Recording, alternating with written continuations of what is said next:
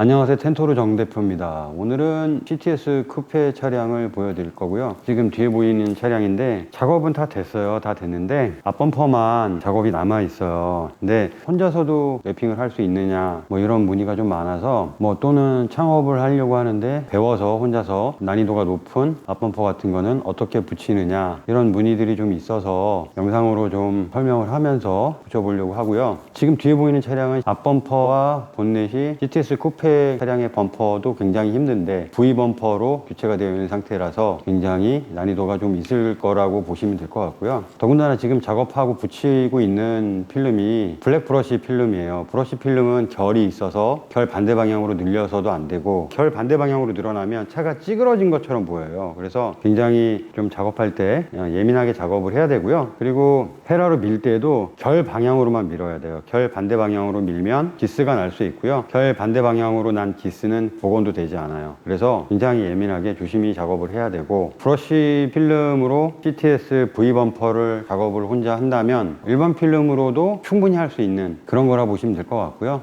워낙 난이도 높은 범퍼와 난이도 높은 필름으로 작업을 하는 거기 때문에 보시면 나도 뭐 배우면 저렇게 할 수 있구나, 1인 시공도 가능하구나 이런 걸 보실 수 있을 겁니다. 1인 시공 하시는 분들도 얼마 되지 않았다면 오픈한 지 도움이 되는 영상이었으면 합니다. 자, 필름을 붙여 보겠습니다.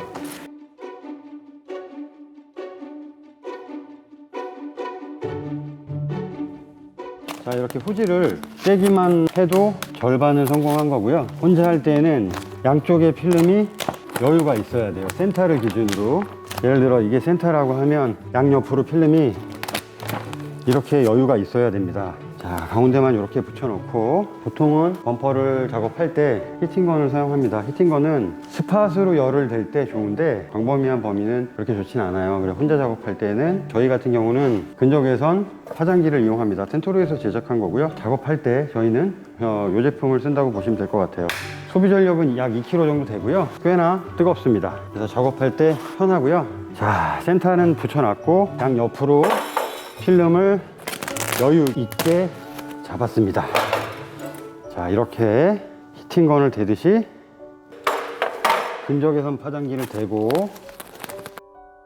그리고 잡아 나갑니다.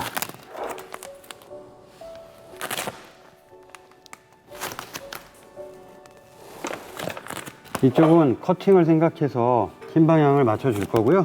자, 이 코너 부분은 좀 많이 늘려줘야 돼요.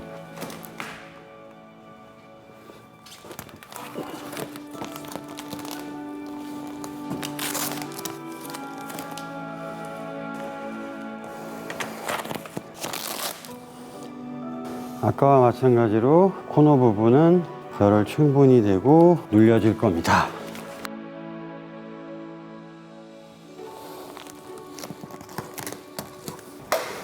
자, 이제 파장기의 역할은 끝났고요. 히팅건으로 디테일을 잡아줄 거예요.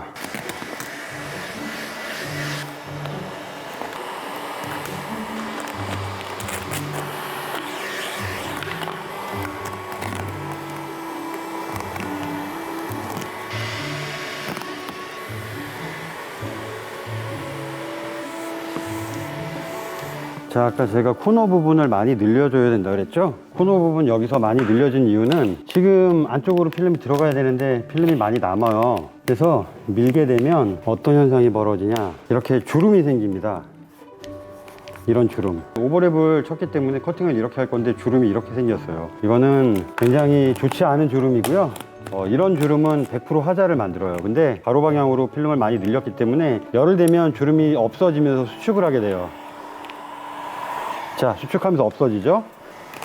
이게 얼마나 깊냐에 따라서 얼마나 많이 늘릴 것인가를 최초에 결정을 해야 돼요. 근데 깊이만큼 적당히 늘렸기 때문에 주름 없이 작업이 됩니다.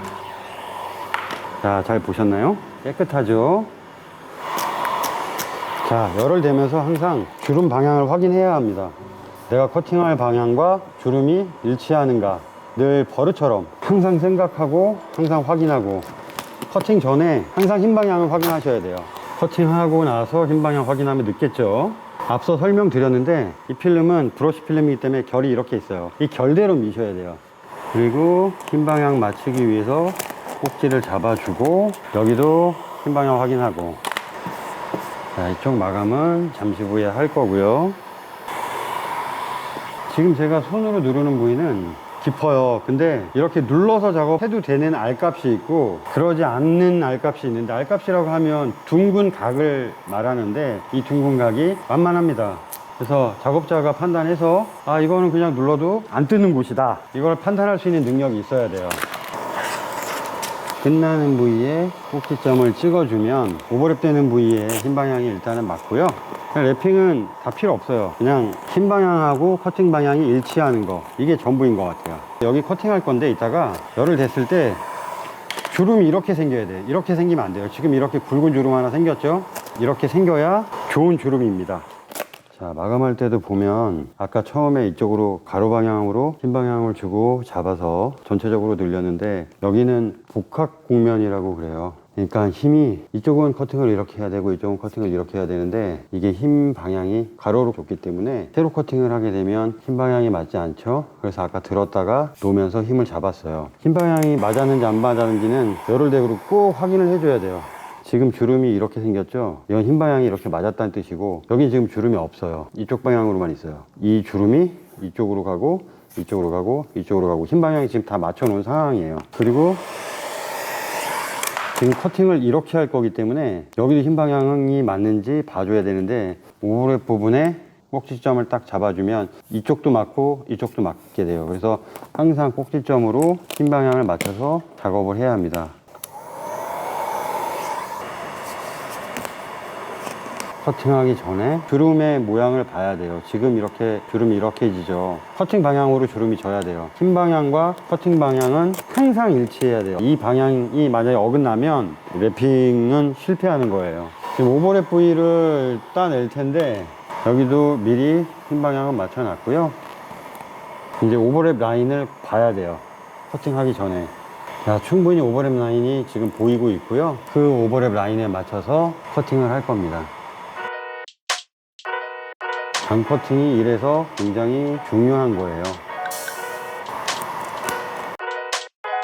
이제 여기도 열을 대보면 수축이 와요. 근데 지금 주름이 이렇게 섰죠. 가로로 당겼기 때문에 세로로 주름이 생길 수밖에 없어요. 그래서 여기도 모서리 부분으로 살짝 당겨지면서 전체적으로 열을 약하게 대고 모서리로 맞춰줄 겁니다. 흰 방향을. 그리고 여기 열을 대볼 거예요.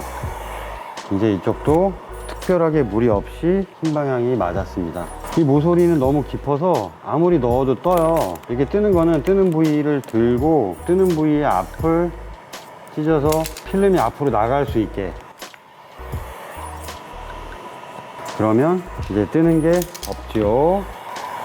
그리고 열을 대고 다 확인을 해줘야 돼요. 근데 아까 여기 씹힌 자국이 있는데 이게 씹힌 자국이 아니라 여러 번 들었다 놔봤는데 도장이 조금 불량한 것 같아요. 자, 오버랩 라인 확인하고 거기에 맞춰서 커팅을 합니다. 그리고 이게 늘린 필름이기 때문에 필름이 얇아져 있어서 방 코팅이 한다고 해도 밑에 바닥 필름이 잘려 있을 수 있어요. 그래서 항상 열을 대서 벌어지는지 안 벌어지는지 확인은 늘 버릇처럼 해줘야 되고요. 그 매 커팅마다 수축이 있는지 없는지 흰 방향이 맞는지 확인하고 커팅하는 버릇을 들여야 돼요. 자, 여기는 흰 방향 맞춰놨고 뒤 안에다가 오버랩도 쳐놨어요. 일단 오버랩 라인을 확인하고 손으로 느낀 다음에 오버랩 끝보다 살짝 앞에서 커팅을 해주는 게 좋습니다. 지금 주름이 이렇게 지죠. 아까는 이렇게 있었는데 아까 충분히 늘려줬기 때문에 주름이 바뀌어요. 그래서 과하게 늘리면 좋진 않지만 좋은 주름을 만들기 위해서 범퍼 잡을 때는 늘려줍니다. 복합 곡면만 조심하면 돼요. 가로로 늘렸으니까 세로 커팅할 때만 흰 방향을 잘 맞춰주시면 그러면 아무 문제도 일어나지 않아요. 필름의 결을 다 생각해서 오버랩을 해놔야 돼요. 그래야 오버랩을 했을 때도 표시가 많이 안 나고 그렇습니다.